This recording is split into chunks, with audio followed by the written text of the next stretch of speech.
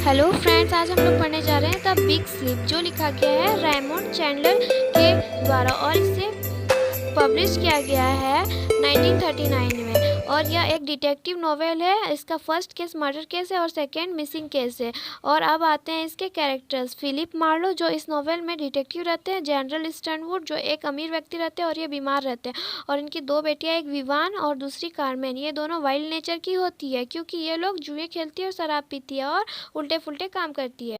Rusty रैगन जो कि विवान का पति है और जनरल का दामाद रहता है। ओवेन टेलर जो कि जनरल का कार ड्राइवर रहता है। आर्थर जिसका किताब का दुकान है लेकिन वह पोर्नोग्राफी करता है और लोगों को ब्लैकमेल करके पैसे कमा।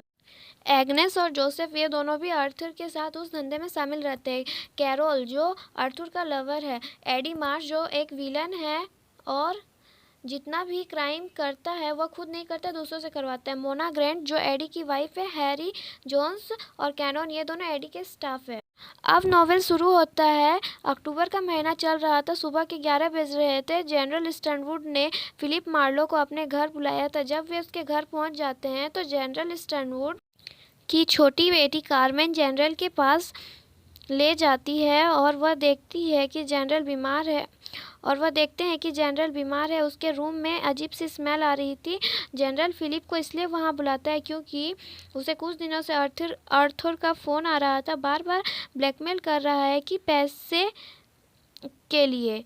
इस वजह से कि जनरल की जो छोटी बेटी है उसकी कुछ न्यूड फोटोज उसके पास है। इसके बदले में वह उससे पैसे चाहता है। जनरल फिलिप मार्लो को इसलिए अपने घर बुलाता है ताकि वह उस ब्लैकमेलिंग के केस को सॉल्व कर सके। क्योंकि वह डिटेक्टिव थे, उनका काम ही है पता लगाना, और उसे एक काम देते हैं। उनका जो दामाद है, मतलब कि उसकी बड़ी बेटी का हस्बैंड रस्टी रेगन, वह कुछ दिनों से गायब है। पता ही नहीं चल रहा है कि वह कहाँ पर है। अब फिलिप मार्लो आर्थर पर नज़र रखने लगता है तो उसे पता चलता है कि उसका एक बुक शॉप है लेकिन वह उसके पीछे पोर्नोग्राफी का धंधा करता है। लोगों की न्यूड फोटो खींचता है और उन्हें ब्लैकमेल करता है और उनसे पैसे कमाता है। अब फिलिप मार्लो उसकी दुकान पर जाता है और वहाँ बैठा स्टाफ से पूछता है कि आर्थर से भेंट हो सकती है क्या। तो वह कहता है नहीं, अभी भेंट नहीं हो सकती। इसके बाद फिलिप मार्लो चुपचाप छिप जाता है और आर्थर के घर पर नज़र रखता है। और एक दिन वह उसके कमरे में जोर से चिल्लाने की आवाज़ सुनता है। जैसे ही वह उस कमरे की तरफ जाता है तो उसे गोलियां चलने की आवाज़ सुनाई देती है और फ्लैशलाइट चमकता है। उसके बाद जब आर्थर के कमरे में घुसता है तो देखता है कि जनरल की छोटी बेटी कार्मेन न्यूड पड़ी है ज़मीन पर। वो कपड़े नहीं पहनी हुई है और वह नशे की हालत में, और उसका फ़ोटो खींचा जा रहा है और वहाँ आर्थर की डेड बॉडी पड़ी हुई थी। और पहले के कैमरे में जो नेगेटिव पाया जाता था जिससे फ़ोटो निकलता था वह गायब है। वह जल्दी से कार्मेन को एक कपड़ा ओढ़ाकर जनरल के घर लाकर छोड़ देता है। अब कुछ दिनों के बाद उसे पता चलता है कि रेस्ट्रिक्ट ओशन के पास एक कार में डेड बॉडी मिली है। तो फिलिप वहां जाकर देखता है तो वह लाश जनरल के ड्राइवर टेलर का है। उसके बाद फिलिप जो है वो जोसेफ के पास चला आता है। क्योंकि जोसेफ आर्थर का स्टाफ था, वह भी उसके क्राइम में पोर्नोग्राफी में शामिल रहता है। फिलिप्स पूछता है कि जो भी हुआ था सब सच सच बताओ। तो बोलता है कि जिस दिन मर्डर हुआ था उस दिन मैं आर्थर के घर गया था, लेकिन पहुंचने के पहले वहां गोली चली थी। उसके तुरंत बाद जनरल की वाइट कार को आर्थर के अपार्टमेंट से बाहर जाते देखा तो मैंने उसके ड्राइवर को सिर पर जोर से मारा था। उसके बाद जब मैं अंदर घुसा तो देखा कि जो कार्मेन है वो न्यूड पड़ी हुई है और जो कैमरा है उस पर नेगेटिव्स थी और बगल में आर्थर का लाश पड़ा था। तो मैंने उसके नेगेटिव को निकाल लिया और अपने पास रख लिया और घर वापस आ गया। तब फिलिप को डाउट होता है कि कहीं टेलर ने ही आर्थर को मारा है, क्योंकि टेलर कार्मेन से प्यार करता था और आर्थर उसे ब्लैकमेल कर रहा था। फिलिप मार्लो जोसेफ से सारे फ़ोटो ले लेता है और वापस आ जाता है। उसके बाद आर्थर का लवर कैरोल वो जोसेफ को मार देता है। यह सोचकर मार देता है कि शायद जोसेफ ने ही उसका लवर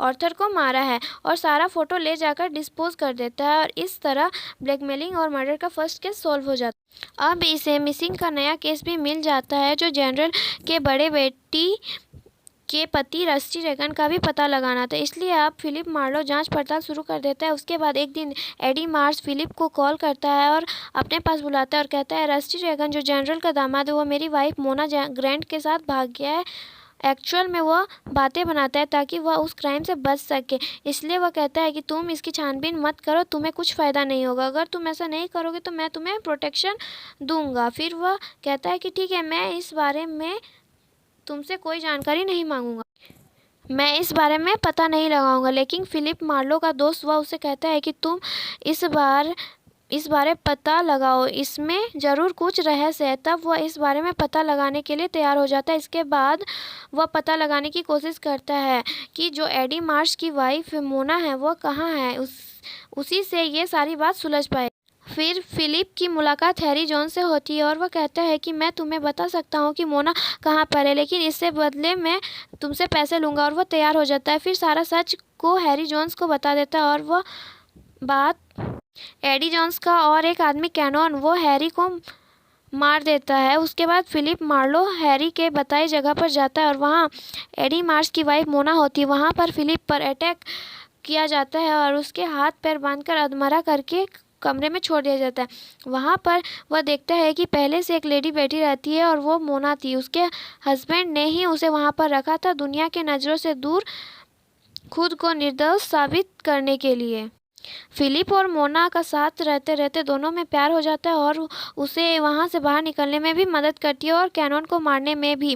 अब फिलिप को सारा कुछ समझ आ जाता है कि कैसे क्या क्या हुआ है और अब वह जनरल के घर चला जाता है और कार्मेन से मिलता है और इसकी सारी स्टोरी बताता है और कार्मेन को गन दे देता है। और कार्मेन से मिलने से पहले फिलिप विवान से मिला था और कहता है कि कार्मेन रस्टी रेगन से प्यार करती थी, लेकिन रस्टी रेगन ने उसके प्यार को ठुकरा दिया। उसके वजह से वह गुस्से में आ गई थी और रस्टी रेगन को मार दी। और कहता है यह सब मुझे कैनन से पता चला और उसने बताया कि विवान ने उसे $15,000 दिए थे कि बॉडी को डिस्पोज करने के लिए। और वह कहती है कि मैंने ही कैनन से कहा था कि उसे मारकर उसके पॉकेट से $15,000 ले लेना। फिर फिलिप पूछता है कि तुमने ऐसा क्यों किया, तो वह बताती है कि मैंने यह अपने परिवार की इज्जत को बचाने के लिए किया।